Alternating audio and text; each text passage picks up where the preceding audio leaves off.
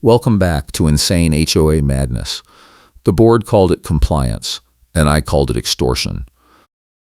I found Janice yelling at my Ring camera, and she screamed that recording her was illegal, and she was adding harassment to my violation file.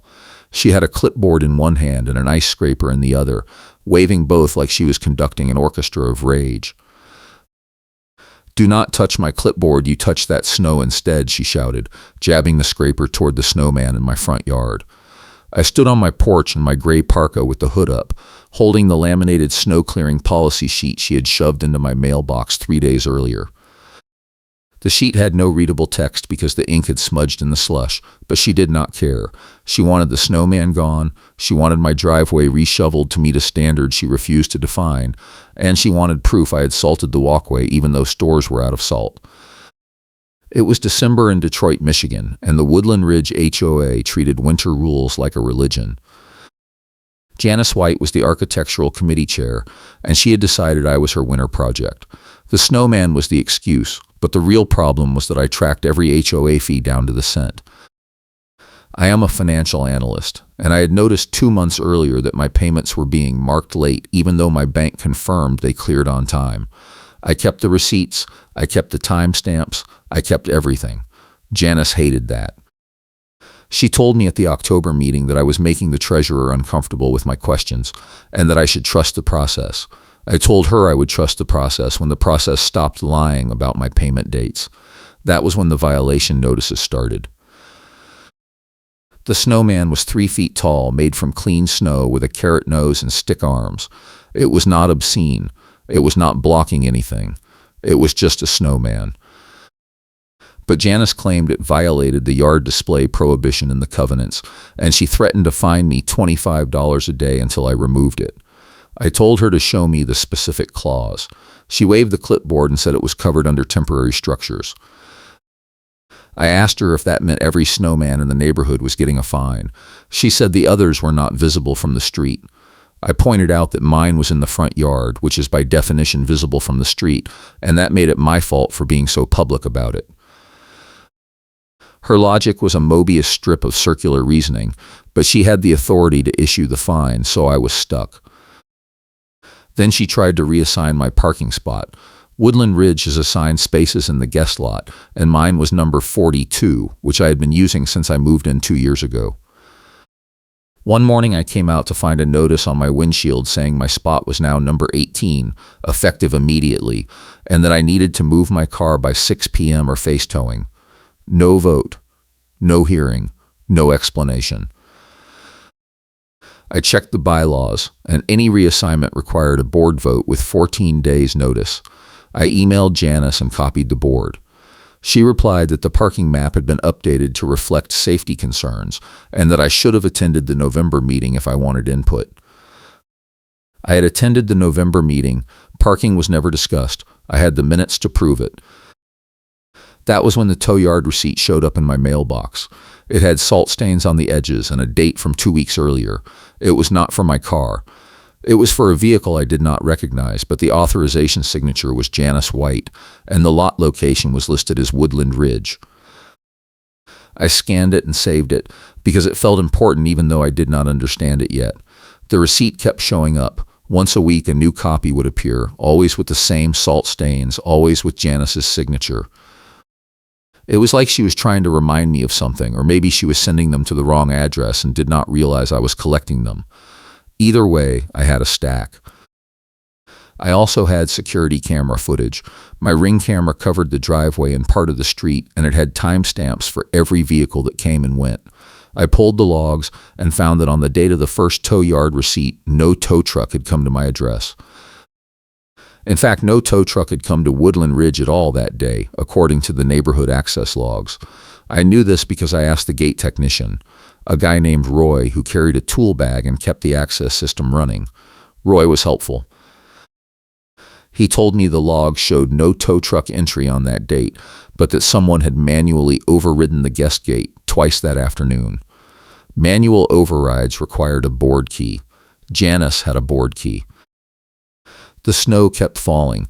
By mid-December, we had 18 inches on the ground, and the HOA sent out an emergency snow clearing memo.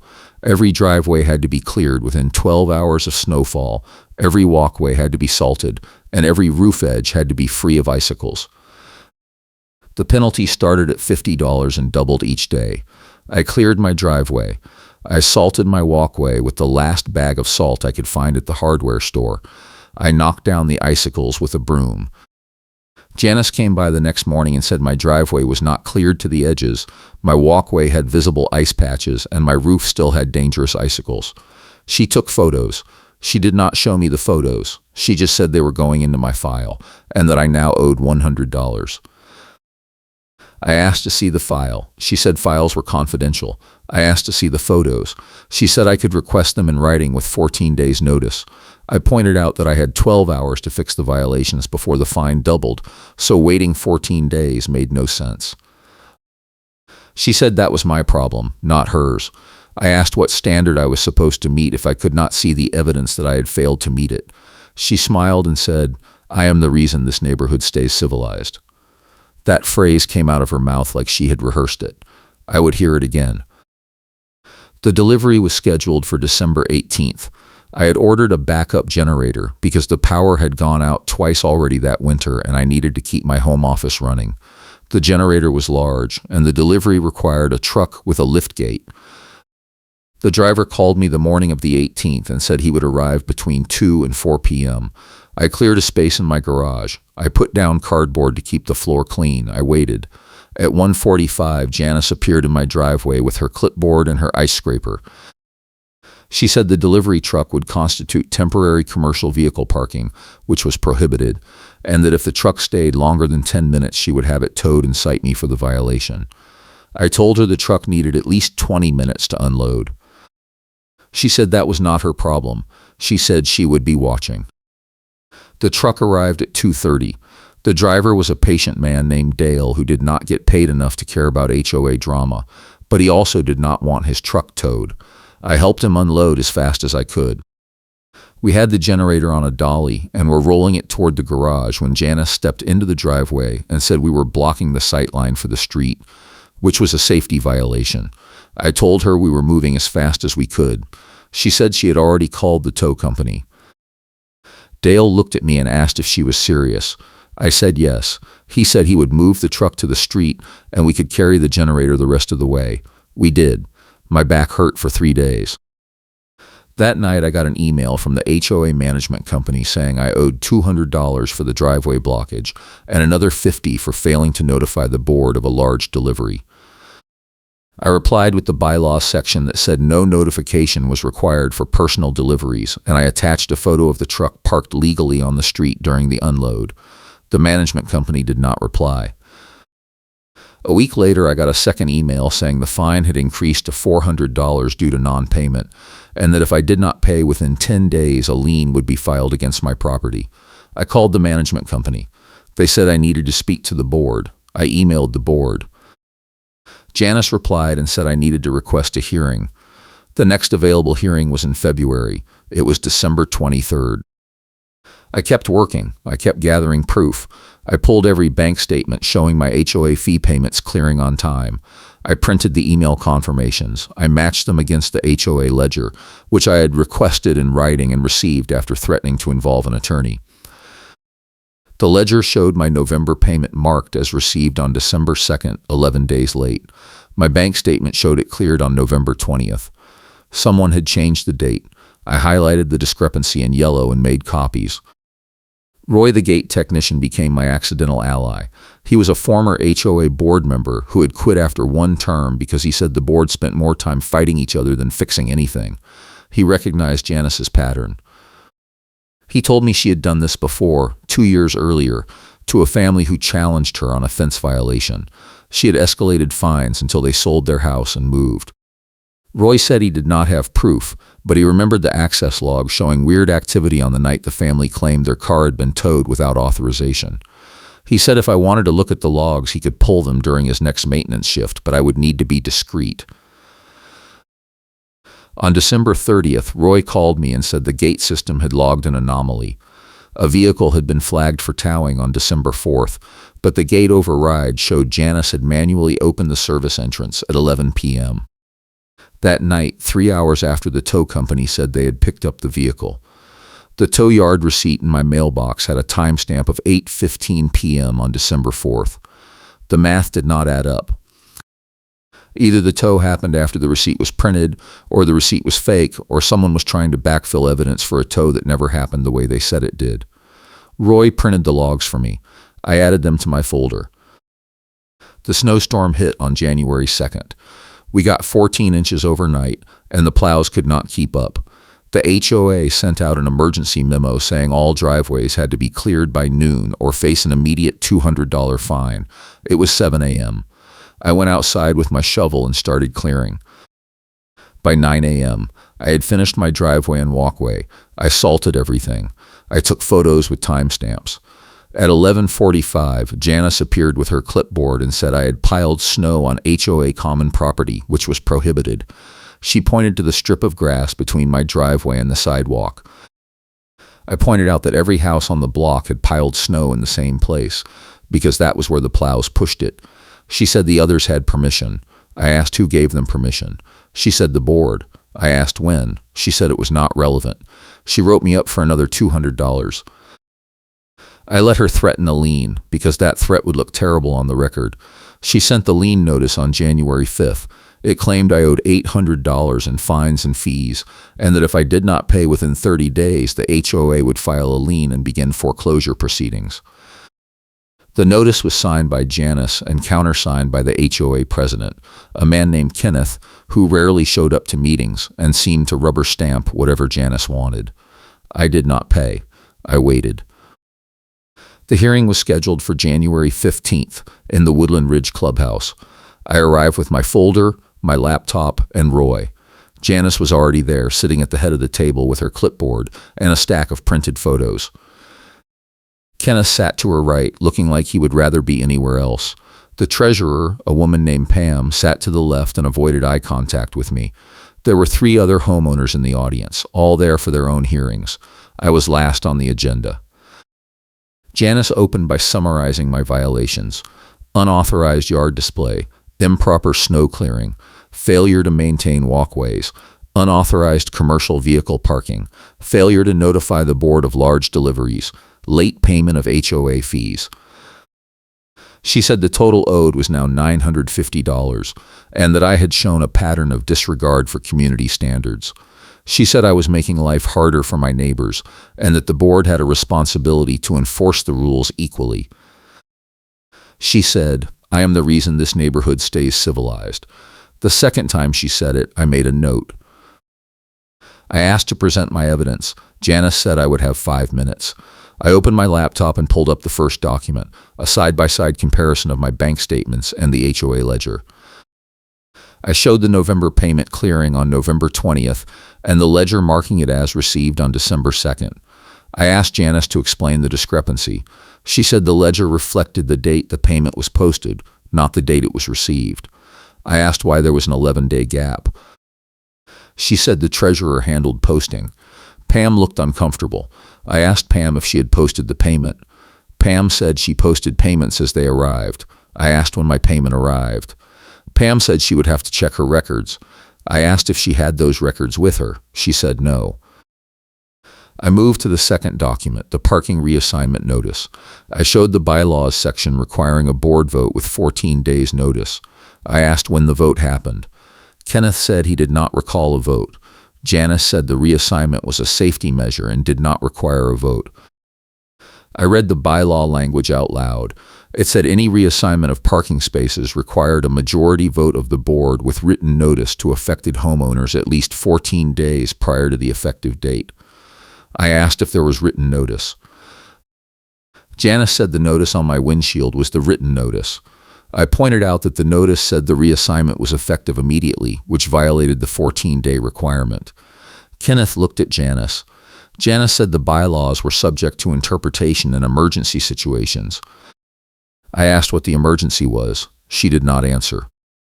I moved to the third document, the tow yard receipt.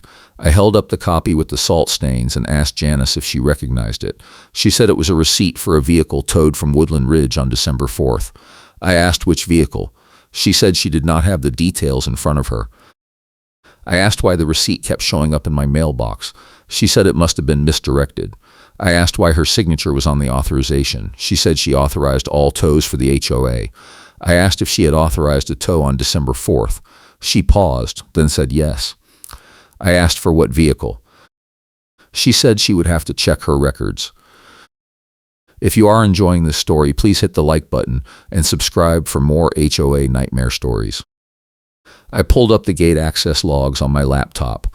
Roy had sent them to me as a PDF, and I had highlighted the relevant entries in green. I showed the logs to the board. I pointed out that no tow truck had entered Woodland Ridge on December 4th according to the automated gate system. I showed the manual override entry at 11 p.m. that night, 3 hours after the tow receipt timestamp. I asked Janice if she had manually overridden the gate that night. She said she did not remember. I asked if anyone else had a board key. Kenneth said only board members had keys. I asked how many board members were on duty that night. Janice said she did not track duty schedules. I asked if she had been on property that night. She said she was not required to answer that. I moved to the driveway blockage fine. I showed the photo of the delivery truck parked legally on the street. I showed the bylaws section that said personal deliveries did not require board notification. I asked why I had been fined. Janice said the truck had blocked the sightline. I asked what sightline. She said the sightline for vehicles exiting the neighborhood. I pointed out that the truck was parked on the street, not in a driveway, and that street parking was legal under city and HOA rules. She said it was still a safety hazard. I asked if any other homeowner had ever been fined for having a delivery truck park on the street. She said she did not have that information available. I moved to the snow clearing violations. I showed my timestamped photos of my cleared driveway and salted walkway, taken at 9:30 a.m. on January 2nd. I showed the HOA memo that said driveways had to be cleared by noon. I pointed out that I had finished 2.5 hours early. Janice said the photos did not show the edges of the driveway. I zoomed in. The edges were visible. They were clear. She said the angle of the photo made it hard to tell. I asked if she had taken her own photos. She said yes. I asked to see them. She shuffled through her stack and pulled out 3 printed photos. The photos showed my driveway at an angle that made it look like there was snow along the edges, but the timestamp was 1:15 p.m., more than an hour after the noon deadline. I asked why she had taken the photos after the deadline. She said she had taken them as soon as she could. I asked if she had seen my driveway before noon. She said no. I asked the board if they had any questions. Kenneth asked Janice if she had any rebuttal. Janice said I was being disrespectful and wasting everyone's time with technicalities. She said the board had the authority to interpret the rules and that my attitude was exactly why enforcement was necessary. She said the fines stood and that if I did not pay within 10 days, the lien would proceed. Kenneth nodded. Pam said nothing. I closed my laptop and thanked them for their time. I did not mention the trump card yet. I was saving it. The board issued their decision 3 days later. All fines upheld. Total owed $950, due by January 28th. If not paid, the lien would be filed on January 29th, and foreclosure proceedings would begin within 60 days. The letter was signed by Kenneth and Janice. I made a copy and added it to my folder. Roy called me on January 20th and said something had happened at the gate. A homeowner had complained that their car had been flagged for towing even though they were parked in their assigned spot.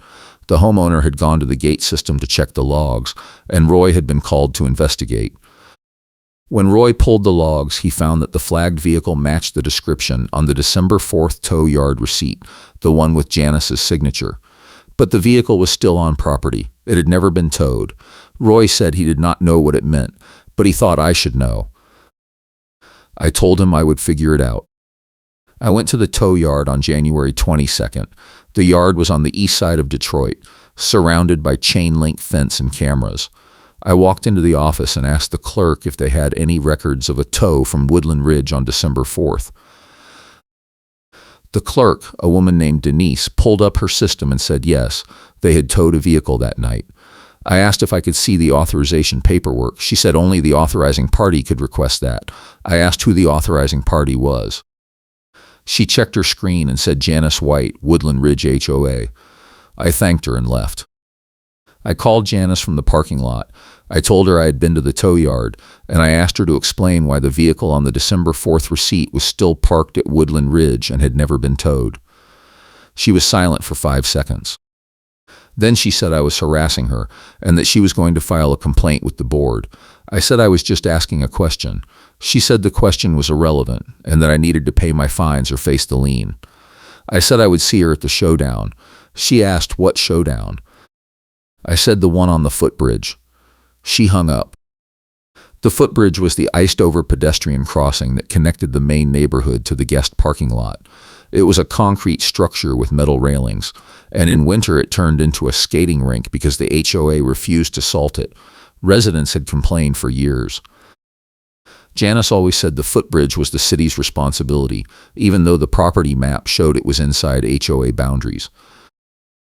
On January 24th, I got a tip from another homeowner that Janice was planning to stage a photo on the footbridge to show a slip hazard and blame it on residents not following the winter safety rules. The homeowner said Janice was going to use the photo as evidence to justify more fines and stricter enforcement. I decided to be there when she took the photo. I arrived at the footbridge at 7:30 a.m. on January 25th. The surface was a sheet of ice, and the railings were coated in frost. Janice was already there, standing in the middle of the bridge with her clipboard and her phone. She was setting up a shot, adjusting the angle to make the ice look worse than it was. I walked up behind her and asked what she was doing. She spun around and nearly slipped. She caught herself on the railing and said I was trespassing. I pointed out that the footbridge was common property and I was a homeowner. She said I was interfering with official HOA business. I asked what business. She said she was documenting a safety hazard. I asked if she had reported the hazard to the city. She said the city was not responsible. I asked if the HOA was responsible. She said the HOA was doing its best with limited resources. I asked her about the December 4th tow. I asked her why the vehicle on the receipt was still parked at Woodland Ridge. She said I was obsessed with irrelevant details. I asked if the tow had actually happened. She said of course it had happened. I asked why the gate log showed no tow truck entry on December 4th. She said the logs were not reliable. I asked why she had manually overridden the gate at 11 p.m. that night. She said she did not remember doing that. I asked if she had filed a false tow authorization. She stepped toward me and said I was slandering her and that she was going to sue me for defamation. I said I was just asking questions based on public records. She said the records were confidential. I said the gate logs were not confidential and that Roy had provided them under a maintenance request, which was allowed under the bylaws. She tried to leave. I stepped in front of her, not blocking her but standing in her path, and I asked her one yes or no question. Did you authorize a tow on December 4th for a vehicle that was never actually towed? She stared at me. Her face went red. She said I had no right to question her. I said I had every right as a homeowner.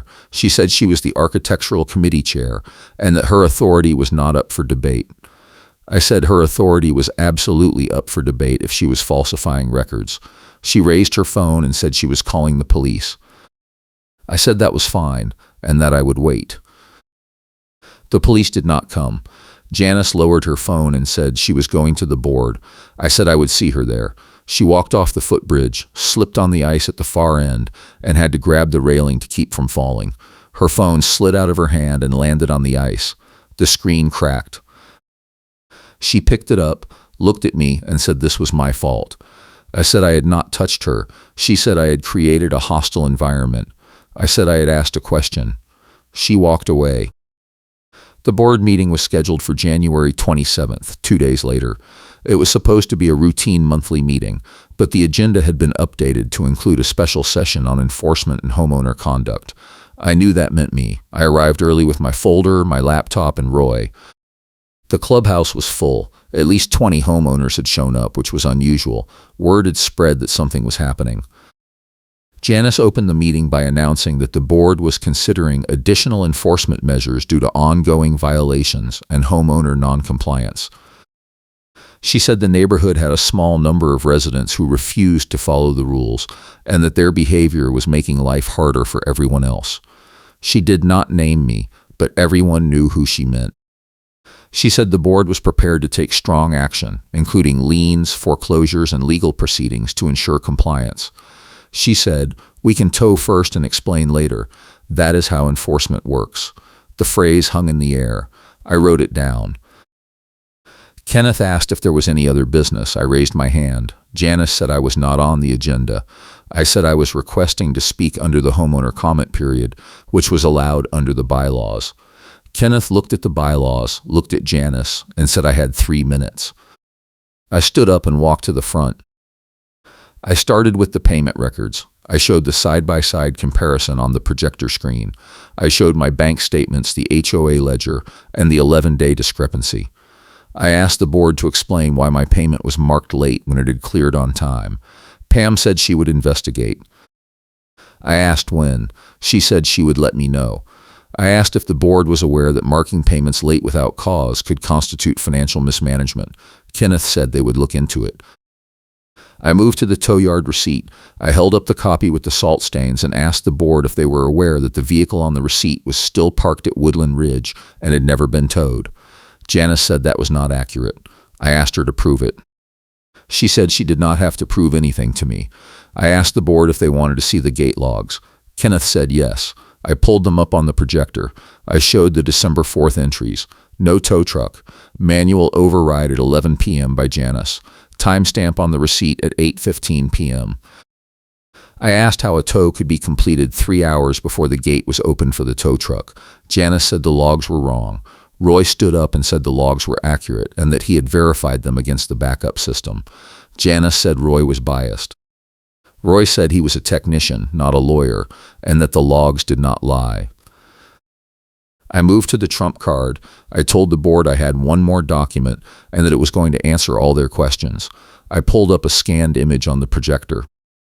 It was a bank confirmation letter dated January 15th, showing that my November, December, and January HOA fee payments had all cleared on time and been deposited into the HOA account within 2 business days of each payment.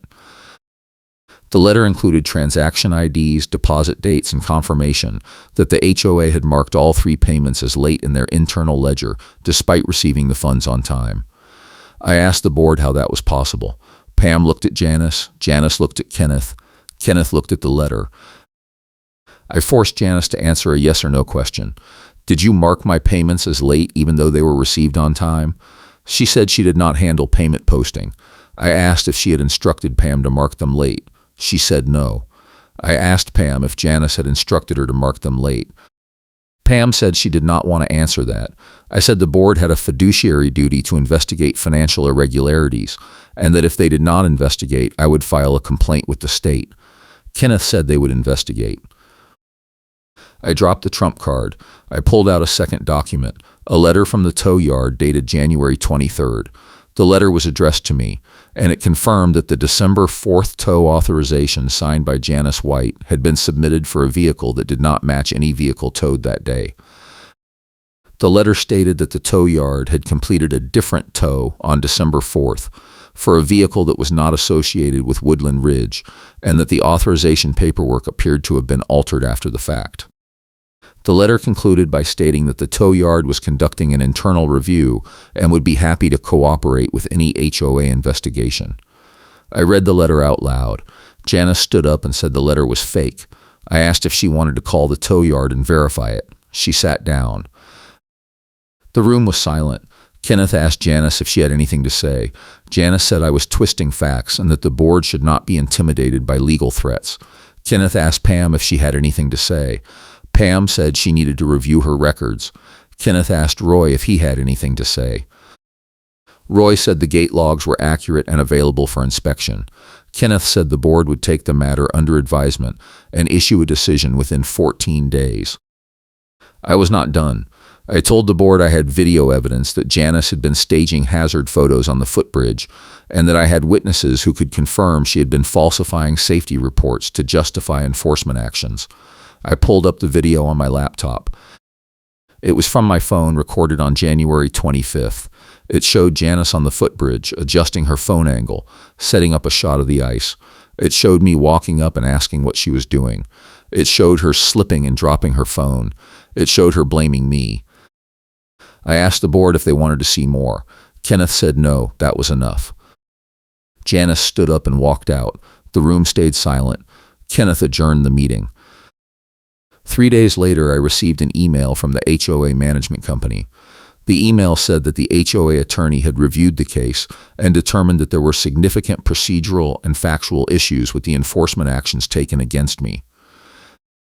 The email said that all fines were being rescinded, that my payment record was being corrected, and that the lien notice was being withdrawn. The email said that the board was conducting an internal review of enforcement procedures and that I would receive a formal apology within 10 business days. The email was signed by the management company president, not by Kenneth or Janice. I called Roy and told him what happened. He laughed and said he was not surprised. He said Janice had been running the same playbook for years and that most homeowners just paid the fines because fighting back was too exhausting. He said I was the first person who had actually followed through with documentation and witnesses. He said the board was probably panicking because they had no legal cover once the attorney withdrew. He said I should expect a settlement offer. The settlement offer arrived on February 3rd. The HOA offered to refund all fees I had paid over the past 6 months, totaling $1,200, plus cover my attorney fees if I had incurred any. The offer included a written apology from the board, a commitment to revise the enforcement procedures, and a promise that no further action would be taken regarding any of the alleged violations. The offer required me to sign a release, agreeing not to sue the HOA or any board members. I read the offer. I called an attorney. The attorney said it was a reasonable settlement and that I was unlikely to get more without filing a lawsuit, which would take months and cost more than the refund. I signed. The apology letter arrived on February 10th. It was signed by Kenneth, Pam, and 2 other board members I had never met. It was not signed by Janice. The letter said the board regretted the errors in enforcement and record keeping, and that they were committed to improving transparency and communication. The letter said Janice had resigned from the architectural committee effective immediately, and that the board was reviewing her actions during her tenure. The letter said I was a valued member of the community, and that they hoped to move forward in a spirit of cooperation. I filed the letter with the rest of my documentation. Roy called me on February 15th and said the board had hired a new management company. The old company had terminated their contract after the attorney withdrew, and the new company was conducting an audit of all enforcement actions from the past 2 years. Roy said at least 6 other homeowners had come forward with similar complaints about Janice, and that the board was facing potential legal action from multiple residents. He said the minutes record the reversal and the reason, and that the board was scrambling to avoid a lawsuit. I saw Janice one more time on February 20th at the community mailboxes. She was getting her mail, and she did not see me at first. When she turned around and saw me, she froze. I did not say anything. She looked at me for a long moment, then said, "You think you won?" I said I did not think anything, I just wanted to pay my fees and be left alone. She said the neighborhood would fall apart without enforcement. I said the neighborhood would fall apart if enforcement was based on lies. She walked away. Her car was parked 3 spots down. As she got in, her phone rang. She answered it, and I heard her say, "I do not care what the attorney says. I did everything by the book." Then she hung up, started the car, and drove off. That was the last time I saw her. The board meeting in March was different. Janice was not there. Kenneth opened the meeting by announcing that the architectural committee would be restructured, and that all enforcement actions would now require a majority vote of the board before any fines or notices were issued. He said the new management company had completed their audit and that several enforcement actions from the past 2 years were being reversed. He said homeowners who had been affected would be contacted individually. He did not mention Janice by name, but he did not have to. During the homeowner comment period, a woman named Lisa stood up and said she had been fined $800 the previous winter for snow clearing violations that were never properly documented. She said she had paid the fine because she was afraid of losing her house, and she asked if the board was going to refund her money. Kenneth said the board was reviewing all cases and would issue refunds where appropriate. Lisa asked when. Kenneth said within 60 days. Lisa said that was not good enough. 2 other homeowners stood up and echoed her complaint. Kenneth said the board was doing their best. Roy stood up and said the board should have done their best 2 years ago and that the community deserved better. The room erupted in applause. Kenneth adjourned the meeting early. I got my refund check on March 22nd. It was for $1,200 as promised. I deposited it and sent a thank you email to the new management company. They replied with a form letter saying they appreciated my patience and looked forward to working with me. I filed the email. The funny karma came in April. Janice had filed a complaint with the county zoning board claiming that several Woodland Ridge homeowners were in violation of county fence regulations. The complaint listed 8 properties, including mine, and requested an inspection. The county sent an inspector in mid-April. The inspector reviewed the properties, checked the county records, and determined that all the fences were legal and properly permitted. The inspector then reviewed Janice's complaint and found that she had misrepresented the county regulations in her filing. The county sent Janice a warning letter for filing a false complaint and added a note to her record. Roy told me about it, and I laughed for the first time in months. Janice's phone dies mid-rant and she freezes in place was the moment Roy described when he said Janice had tried to argue with the county inspector over the phone. Her battery died mid-sentence, and she just stood there staring at the dead screen while the inspector walked back to his truck. The final piece came in May. An insurance company sent a letter to the HOA board warning that the footbridge posed a liability risk due to inadequate winter maintenance, and that the HOA's insurance policy might not cover slip and fall claims if the bridge was not properly salted and maintained. The letter cited an insurance risk warning that makes the board panic as the reason for the review, and stated that the insurance company had received multiple complaints from residents about the hazardous conditions. The board held an emergency meeting and voted to hire a contractor to salt and maintain the footbridge throughout the winter season. The vote was unanimous. Roy told me the contractor was scheduled to start in November and that the board had allocated $15,000 for the project. I asked where the money was coming from. Roy said they were cutting the enforcement budget. The June meeting was the turning point. Kenneth announced that he was stepping down as HOA president effective immediately, citing personal reasons. Pam announced that she was not seeking re-election as treasurer. 2 other board members announced they were resigning. The remaining board members called for a special election to fill the vacancies. Nominations opened in July.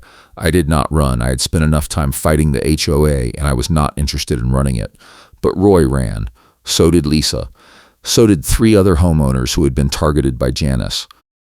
The election was held in August. Roy won the presidency. Lisa won the treasurer position.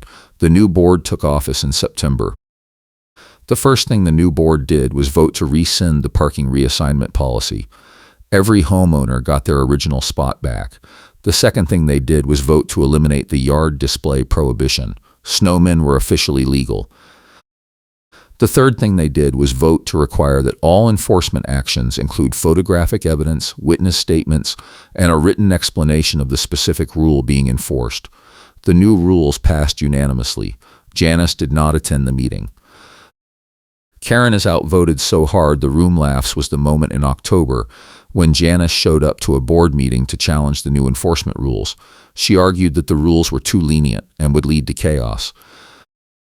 She said the neighborhood needed strong leadership and that she was willing to return to the board if they would have her. Roy asked for a vote on whether to invite Janice back to the architectural committee. The vote was 0 in favor, 5 against, with Roy abstaining because he said it was not worth his time to vote on something so obvious. The room erupted in laughter. Janice stood up, said we would all regret this, and walked out. That was the last time anyone saw her at a board meeting. I spent the rest of the year rebuilding my relationship with my neighbors. I cleared my driveway, salted my walkway, and built a snowman every week. No one complained. The snowman became a neighborhood tradition. By December, 6 other houses had snowmen in their front yards. Roy took a photo and posted it to the neighborhood group chat with the caption, "This is what community looks like." It got 43 likes. The settlement was finalized in November. The HOA issued a formal statement acknowledging that enforcement procedures had been flawed and that they were committed to ensuring fairness and transparency going forward. The statement was posted on the HOA website and mailed to every homeowner. The statement did not mention Janice by name, but it included a section on accountability that made it clear the board would not tolerate abuse of authority. I printed a copy and filed it with the rest of my documentation. I ran into Roy at the mailboxes in early December.